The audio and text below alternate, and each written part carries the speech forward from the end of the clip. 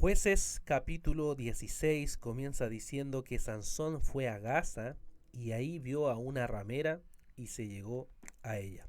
Desde el versículo 1 hasta el versículo 3 vemos nuevamente el patrón de Sansón, que es el pecado, y en este caso el pecado sexual, como él había simplemente actuado viendo a una ramera acostándose con ella y haciendo todo lo que es pecaminoso. Pero no solo eso, sino que después vemos desde el versículo 4 hasta el versículo 22 la historia de Sansón y Dalila. Dice el verso 4 que Sansón se enamora de una mujer del valle de Sorek que se llamaba Dalila. Y entonces, al parecer, ya conocían muchos a Dalila, así que los príncipes de los filisteos fueron a ella y le dijeron que lo persuada y que vean de dónde viene el poder de su fuerza. Entonces comenzó el proceso con Dalila. Dalila empezó a decirle: te ruego que me declares dónde está tu fuerza y cómo se te puede atar para castigarte. Y entonces Sansón le dice una manera, ella le dice que vienen los filisteos y él se libera. Entonces Dalila le dice: mira, me has engañado y me has dicho mentiras. Y así lo hace varias veces para tratar de engañar a Sansón y para que él pueda caer. Hasta que finalmente le dice en el versículo 17, él le reveló pues todo lo que había en su corazón, diciéndole: nunca he pasado navaja sobre mi cabeza, pues he sido nazareo para Dios desde el vientre de mi madre. Si me cortan el pelo, mi fuerza me dejará y me debilitará y seré como cualquier hombre.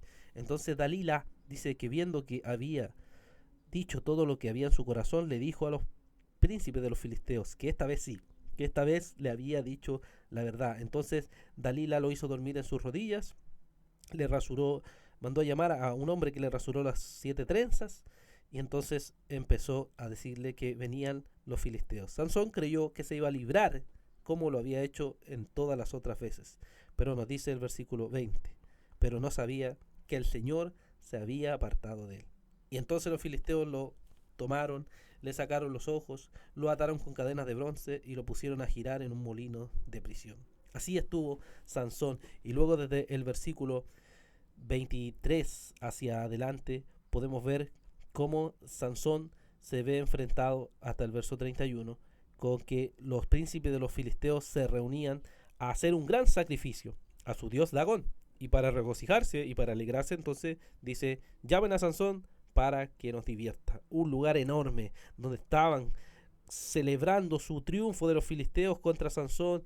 Y entonces Sansón dice, ciego y guiado por un muchacho, que deje tocar las columnas sobre las cuales el edificio descansa para apoyarse en ella. Entonces se pone ahí Sansón, toma las columnas y entonces en ese momento invoca al Señor. Verso 28.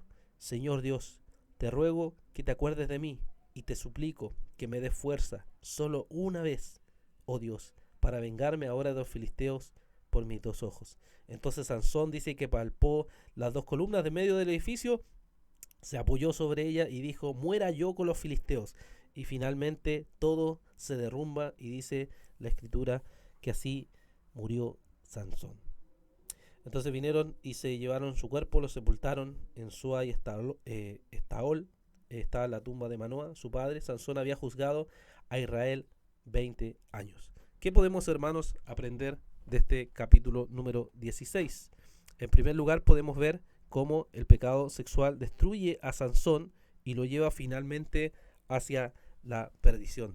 Podemos ver que ese pecado está claramente condenado en la escritura y cómo muchas veces es usado para relatar la gran destrucción que puede producir en cualquier persona.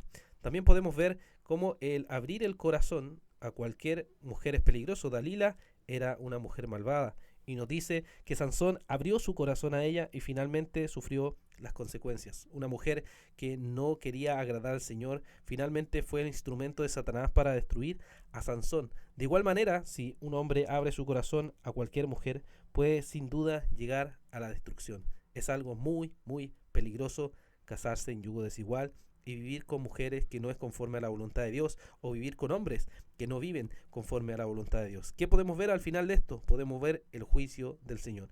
El juicio del Señor no llega inmediatamente, pensamos que nada sucede, pero en algún momento llega.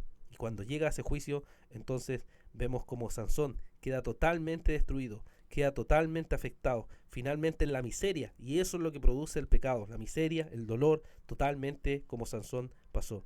Pero ahora, si alguno de nosotros está en esa situación, en ese estilo de vida, en esa forma, tenemos como cristianos esperanza. Podemos venir ante la presencia del Señor y encontrar perdón y redención. Y quizás no terminar como Sansón, totalmente destruido, sino poder restaurar nuestra vida conforme a la voluntad del Señor.